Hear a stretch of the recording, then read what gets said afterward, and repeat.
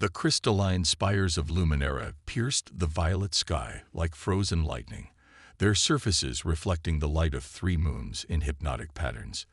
Deep within the central tower, Princess Nira pressed her hand against the energy containment field, watching as ripples of power coursed through her translucent skin. The phenomenon that had marked her as flawed since birth was becoming harder to control. "Your Highness," the voice of her attendant, Keela, was barely a whisper. "The Grand Matriarch demands your presence." Naira's heart sank. Her stepmother never demanded anything unless she intended to make an example of someone. The princess straightened her ceremonial robes, the fabric shimmering with embedded crystalline threads that were supposed to help contain her energy-absorbing abilities. They hadn't been working as well lately. The throne room stretched before her like the maw of some ancient beast, its walls lined with pulsing energy conduits that powered their civilization. Each step echoed ominously as Naira approached the dais where Grand Matriarch Venus sat, her silver skin gleaming with perfectly controlled bioluminescence. "You've become careless, child." Venus' voice carried the weight of centuries, though she appeared no older than middle age. 3 energy cores, drained to nothing. Do you know how many of our people could have been sustained by those cores? Naira fought to keep her voice steady. "I didn't mean to absorb them. It's becoming stronger." Precisely the problem. Vena rose, her robes flowing like liquid metal. "Your father's compassion for your condition has made you weak. Since his passing, I've watched you struggle against your nature.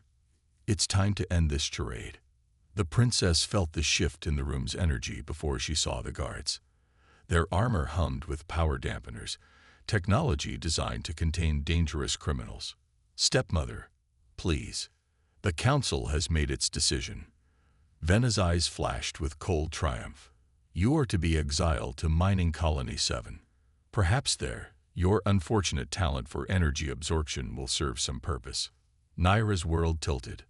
Mining Colony 7 was notorious, a frozen hell where convicts worked to extract rare energy crystals from deep within a hostile planet. Few survived more than a year. "You can't do this," Naira protested, even as the guards surrounded her. "I am Herto. You are nothing." Vena's words cut like frozen shards. "Your very existence threatens our society's stability. Each day you remain here risks catastrophic energy failures that could kill thousands." The guards moved with practiced efficiency, their dampening fields making Naira feel as though she were moving through thick syrup. She tried to resist, but her ability to absorb energy, usually her greatest strength, was useless against their technology. As they dragged her away, Vena's voice followed her like a curse. "Consider this mercy, child.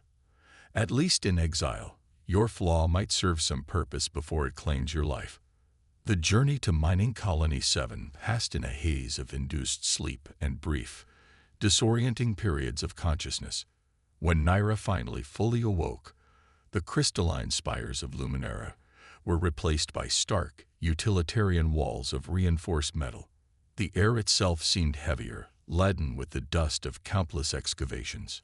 A harsh voice crackled over the facility's communication system. "New arrival, processing chamber 3. Human supervisor en route." Human? Naira's mind raced.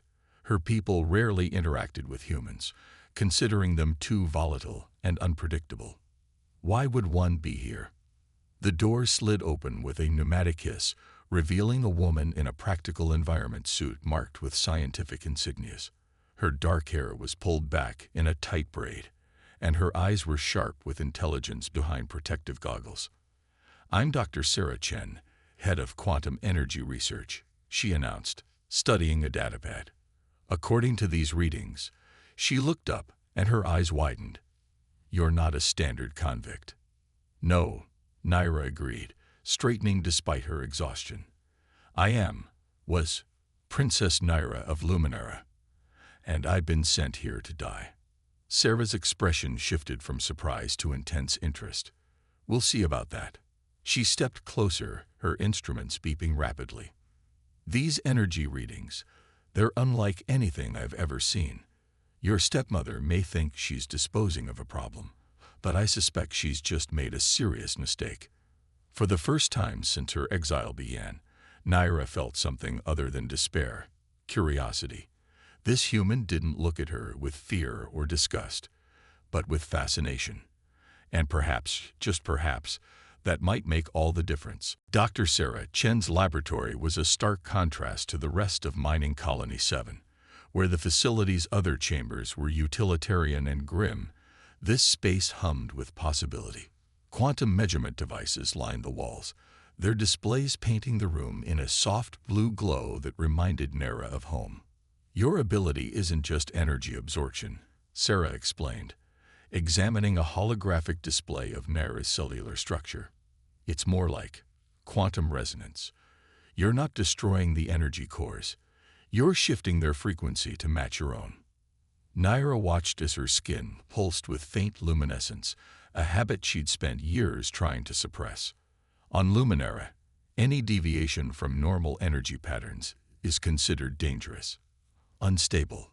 Sarah snorted, a very human sound of dismissal. Your people's obsession with perfection has blinded them to the possibilities. Here, watch this.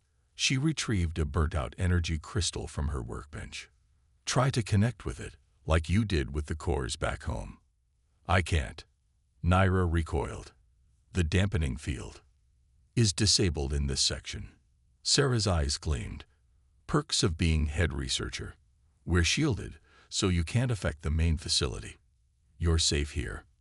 Hesitantly, Naira reached for the crystal. The moment her fingers touched its surface, familiar warmth spread through her arm. But this time, instead of draining away, the energy seemed to flow both directions. The crystal began to glow. Incredible. Sarah breathed, her instruments whirring. You're not just absorbing energy. You're redistributing it, repairing the crystal's internal matrix. She looked up at Naira, excitement plain on her face. Do you understand what this means? Before Naira could respond, alarms blared through the facility. Red emergency lights bathed the laboratory in crimson. Sarah rushed to her computer terminal, fingers flying across the interface. No, she muttered. The primary reactor core is destabilizing. The energy patterns, they're all wrong. She turned to Naira, her expression grave. This isn't a natural failure. Someone's deliberately sabotaging the containment fields. Naira felt cold dread settle in her stomach. The Grand Matriarch. She didn't just send me here to die. She needed me far from Luminara, away from whatever she's planning. Well, her plan's about to get a lot more complicated. Sarah grabbed her emergency kit. Because that reactor core is going to breach in less than an hour, and you might be the only one who can stop it. They raced through the facility's corridors, past panicking workers and guards too focused on evacuation protocols to stop them. Sarah's security clearance got them through most checkpoints, but as they approached the reactor chamber, they found their path blocked by 3 figures in distinctive armor. Luminaran Royal Guard, Naira whispered. They're not supposed to be here. Your Highness, the lead guard's voice was emotionless. The Grand Matriarch sends her regrets, but we cannot allow you to interfere. Sarah stepped forward, positioning herself between Naira and the guards. Your reactor is about to go critical. She can help. The reactor is functioning exactly as intended, the guard replied. This facility's destruction will serve as catalyst for the Grand Matriarch's ascension. The energy release will resonate through the quantum network, amplifying her power across all Luminaran colonies. At the cost of how many lives? Naira demanded, her skin beginning to pulse with barely contained energy. This isn't protection of our way of life. It's mass murder. The guards raised their weapons, but Sarah was faster. She slapped an override code into the nearest control panel, causing emergency barriers to slam down between them and their attackers. The guards' energy weapons flared against the barriers, leaving scorched patterns in the reinforced metal. That won't hold them long, Sarah warned, leading Naira down a maintenance shaft. The reactor chamber has a secondary access through the crystal mining tunnels. We can. The facility shuddered, and Naira stumbled as waves of chaotic energy washed over her. Her natural abilities, no longer suppressed by dampening fields, resonated with the failing reactor core. The sensation was overwhelming, like standing in the heart of a storm. "Sarah," she gasped, "I can feel it. The energy. It's too much. If it releases all at once." "Then don't let it release all at once." Sarah gripped her shoulders, dark eyes intense. "You're not a flaw in the system, Naira. You're an adaptation. Evolution. Your ability to channel and redistribute energy might be exactly what we need right now." Another tremor rocked the facility, stronger this time. Warning klaxons screamed through the tunnels as the reactor's containment field continued to deteriorate. Behind them, they could hear the guards beginning to cut through the emergency barriers. "I don't know if I can control it," Naira admitted, fear warring with determination. "I've spent my whole life trying to suppress this power, not embrace it." Sarah's smile was fierce. "Then it's a good thing you've got a quantum physicist on your side. Together, we might just rewrite the laws of what's possible." She pulled out her tablet, bringing up schematics of the reactor chamber. "Now let me show you how we're going to save everyone and ruin your stepmother's day." The mining tunnels twisted through the planet's crust like arteries of stone, their walls glittering with untapped energy crystals.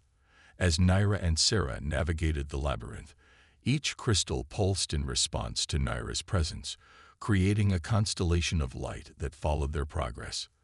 "The reactor's quantum signature is becoming increasingly erratic," Sarah explained, studying her tablet's readings while they moved. "Your stepmother's saboteurs didn't just damage the containment fields. They've introduced a resonance pattern that's affecting all nearby energy sources, including me," Naira added, wincing as another wave of chaotic energy washed over her. "It feels like everything's being pulled into alignment, forced to vibrate at the same frequency." Sarah nodded grimly. "That's exactly what's happening. The Grand Matriarch isn't just trying to destroy this facility. She's creating a quantum tunneling event. When the reactor breaches, it will create a cascade that will affect every energy core in Luminaran space, giving her control over our entire civilization's power grid." Naira's luminescent patterns flickered with understanding. She won't just be Grand Matriarch anymore. She'll be able to control every aspect of Luminaran life. Their conversation was interrupted by the sound of energy weapons discharging above them. Dust and small rocks showered down as the royal guards attempted to cut through the tunnel ceiling. "They're trying to box us in," Sarah muttered, quickly consulting her map. "The reactor chamber is just ahead, but will be exposed as soon as we leave the mining tunnels." Naira touched one of the crystal formations, feeling its energy harmonize with her own. "These crystals, they're not just power sources, are they? They're part of a natural network." Sarah's eyes widened with sudden realization. The entire planet is laced with them. They form a lattice that... She trailed off, her expression shifting from scientific curiosity to excitement. "That could act as a dampening field on a massive scale. Naira, if you could connect with enough of them at once, I could disrupt whatever harmonic pattern the Grand Matriarch is trying to establish." Naira completed the thought, her fear giving way to determination. "But I'd have to be in the reactor chamber itself, at the heart of the storm." The ceiling groaned ominously as the guards' cutting beams intensified. They had minutes at most before their hunters broke through. "I have an idea," Sarah said, pulling equipment from her emergency kit. "But you're not going to like it." She began quickly assembling what looked like a makeshift energy amplifier. "Your stepmother's plan relies on precise quantum harmonics. What if we introduced a little chaos into her equation?" Naira watched as Sarah worked, understanding dawning. "You want to use me as a quantum interference pattern, disrupt the resonance by adding competing frequencies." "Exactly. But to do it, you'll need to fully embrace your ability. No more holding back." Sarah's hand stilled on her work as she met Naira's gaze. "It will be dangerous. I can't guarantee that I'll survive." Naira's laugh held an edge of bitter irony. I was sent here to die, remember? At least this way, my flaw might save lives instead of ending them. The facility shuddered again, more violently this time. Warning klaxons reached a fever pitch as the reactor core's containment fields continued to deteriorate. Above them, the guards' cutting beams finally broke through, sending a shower of molten rock and metal raining down. Sarah activated her makeshift amplifier, its crude assembly somehow holding together, ready to show the universe that being different isn't the same as being wrong. Naira's response was cut off by the arrival of the royal guards, their armor now decorated with crackling energy patterns that mimicked the Grand Matriarch's own. The lead guard raised his weapon, but hesitated at the sight of the princess. "Your Highness," he said, his tone almost regretful, "the Grand Matriarch's ascension cannot be stopped. Stand down, and you may yet have a place in the new order." Naira felt Sarah's hand slip into hers, the human's presence steady and grounding despite the chaos surrounding them. In that moment, she understood something fundamental about power, not the kind that flowed through crystals and cores, but the kind that came from choosing your own path. "My whole life, I was taught that being different meant being flawed," Naira said, her voice growing stronger as her skin began to pulse with unleashed energy. "But here, at the edge of destruction, I finally understand. Sometimes the flaws in a system are exactly what's needed to break it down and build something better." She squeezed Sarah's hand once, then stepped forward to face whatever came next. The reactor core pulsed behind them like a dying star, and the guards' weapons hummed with deadly purpose. But for the first time since her exile began, Princess Naira of Luminera wasn't afraid of her power. She was ready to embrace it. The reactor chamber was a cathedral of chaos. Energy coursed between massive crystalline pylons, each discharge painting the metallic walls with ephemeral patterns of light. At the center, the core itself pulsed like a malevolent heart, its containment field wavering between stability and collapse. Naira stood at the threshold, Sarah's makeshift amplifier humming against her skin. The device wasn't elegant, a patchwork of mining equipment and scientific instruments, held together by human ingenuity and determination. But she could feel its power resonating with her own. "The reactor's harmonic pattern is reaching critical alignment," Sarah reported, her fingers dancing across her tablet's interface. "Once it synchronizes with the Grand Matriarch's frequency, there will be no stopping the cascade." The royal guards fanned out behind them, weapons raised, but not yet firing. Their hesitation was telling. They needed Naira alive, at least until the quantum tunneling event began. She was part of the equation, whether her stepmother had planned it that way or not. "Your courage is admirable," the lead guard said, "but futile. The Grand Matriarch's ascension is inevitable. The age of imperfection must end." "Imperfection?" Sarah's laugh was sharp with disbelief. "Do you have any idea what you're trying to destroy?" She gestured at the failing reactor.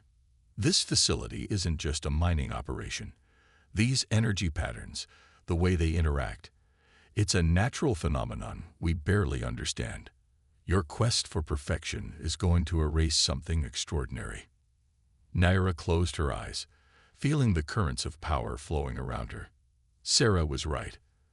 The energy wasn't simply chaos. It was complex, multilayered, beautiful in its irregularity.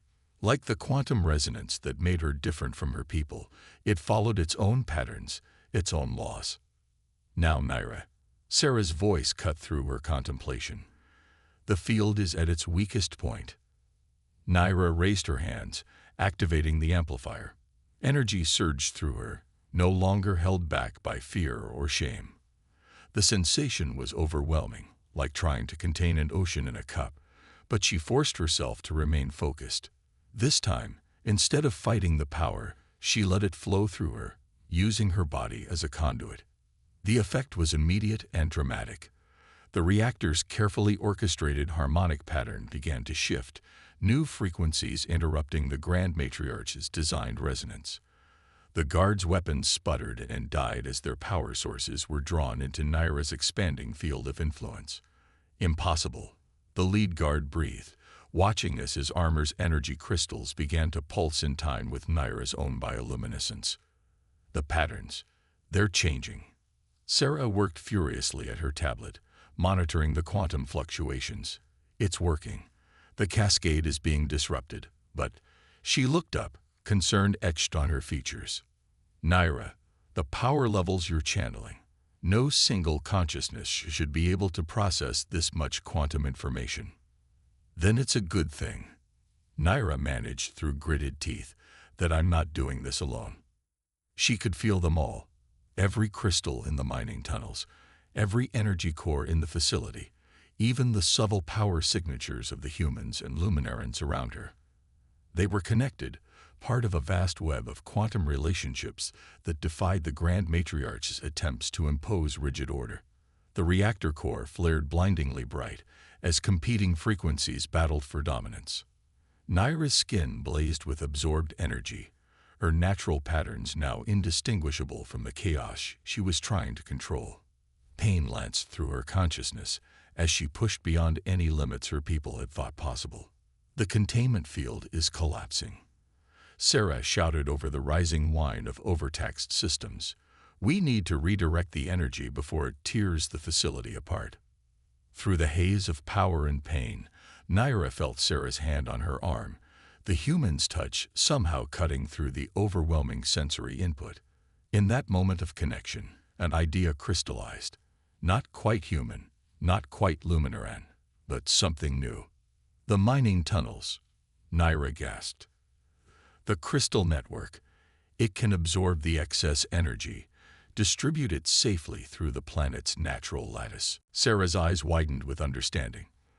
Like a planetary capacitor.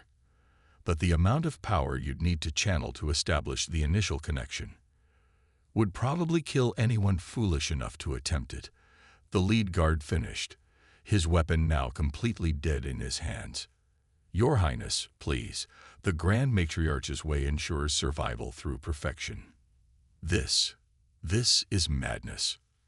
Naira met his gaze, her eyes now glowing with contained power. Perfection without progress is just stagnation. Sometimes evolution requires a little madness. She turned to Sarah. I need you to modify the amplifier. Remove all the limiters. Naira, that could kill you, Sarah protested, even as her hands moved to comply. There has to be another way. There isn't time. Naira managed to smile despite the strain. But I'm not planning on dying today. After all, I have so many impossible things left to prove wrong. The amplifier's casing fell away under Sarah's quick work, exposing its core components. As the last safety measure was bypassed, Naira felt the device's full potential connect with her consciousness. It was like touching a live wire, but instead of electricity, it conducted pure quantum possibility. With a sound like reality itself catching its breath, Naira opened herself fully to the power. The reactor chamber filled with light as she became a bridge between order and chaos, perfection and progress, the known and the wonderfully, terrifyingly unknown. Light bent and fractured around Naira as she channeled power through the modified amplifier. The quantum energy she had feared for so long now flowed through her like a river finding its natural course. Each crystal in the facility's vast network responded to her call, creating a lattice of harmonious frequencies that spread outward through the planet's crust. The reactor core's chaotic emissions, instead of cascading into destruction, were drawn into this expanding web. Sarah watched in amazement as her instruments tracked the energy distribution, spreading the immense power across thousands of crystalline nodes. The quantum signatures are stabilizing, Sarah announced, her voice tight with controlled excitement. The planetary matrix is actually improving the energy efficiency by orders of magnitude. It's not just containing the power, it's optimizing it. Through the haze of quantum interconnection, Naira sensed a new presence. The Grand Matriarch's consciousness pressed against her awareness, trying to wrest control of the energy network. Vena's will was like tempered steel, honed by centuries of maintaining perfect order. You dare. The Grand Matriarch's voice echoed through the quantum field. This power is meant for perfection, not to be squandered on natural chaos. Naira stood her ground, supported by Sarah's steady presence and the very network of imperfect crystals that surrounded them. You never understood, Stepmother. True strength isn't in enforcing order, it's in finding harmony within chaos. The royal guards watched in awe as the chamber filled with dancing lights, each pattern unique yet part of a greater whole. Their armor, designed to channel only the purest energy frequencies, began to adapt and shift, accepting the more complex patterns that Naira was introducing into the system. The quantum tunneling event, Sarah called out, checking her readings. It's happening, but not how the Grand Matriarch planned. Instead of forcing synchronization, it's creating a naturally balanced network. Naira, you're not just stopping her plan. You're showing everyone a better way. Through their quantum connection, Naira felt her stepmother's rage turn to fear as the carefully constructed patterns of Luminaran society began to shift. Across their civilization, energy cores that had been forced into rigid uniformity started to pulse with new rhythms, adapting to local conditions and needs. What have you done? Vena's mental voice was thick with horror. Centuries of perfect order are giving way to something stronger. Naira opened her eyes, which now shimmered with every color in the quantum spectrum. Our people were so focused on maintaining what we had, we forgot how to grow, how to change, how to live. The lead guard stepped forward, his weapon forgotten as his armor resonated with the new frequencies. The patterns, they're beautiful. All this time, we thought deviation meant destruction, but this, he removed his helmet, revealing features marked with wonder. This is evolution. Sarah's tablet chimed with incoming data. We're getting reports from Luminaran colonies across the sector. The quantum network is reorganizing itself, creating sustainable energy patterns that work with each planet's natural crystalline structures. It's like your whole civilization just took a breath of fresh air. Through the quantum field, Naira felt her stepmother's influence waning as more and more Luminarans witnessed the beauty of adaptive harmony. The Grand Matriarch's perfect order was being replaced by something more resilient, a system that drew strength from diversity rather than fearing it. It's over, Stepmother, Naira sent through their connection. But this isn't an ending. It's a beginning. The quantum storm around them began to settle into new patterns, neither chaotic nor rigidly ordered, but dynamically balanced. The reactor core, once on the brink of catastrophic failure, now hummed with stable energy that flowed naturally through the planetary crystal network. As the light show faded, Naira felt the immense power she had channeled begin to ebb. She stumbled, suddenly exhausted, but Sarah was there to catch her. The human scientist's touch was warm and reassuringly solid after the abstract quantum connections. Did we just revolutionize an entire civilization's energy infrastructure? Sarah asked, a hint of her usual scientific excitement breaking through her concern. Naira managed a tired smile. I think we did more than that. We proved that what they call the flaw was really just a preview of what we could become.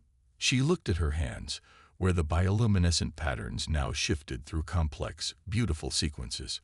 Sometimes the things that make us different are exactly what we need to change the world. The royal guards, their armor now permanently altered by exposure to the new quantum harmonics, knelt before her, not in fearful submission to power, but in recognition of a truth they had too long denied. That progress comes not from enforcing perfection, but from embracing change. Your Highness, the lead guard said, Luminara awaits its true leader. Naira shook her head, reaching out to clasp Sarah's hand. No, Luminara awaits all of us. It's time our people learned that the strongest light comes from many sources shining together.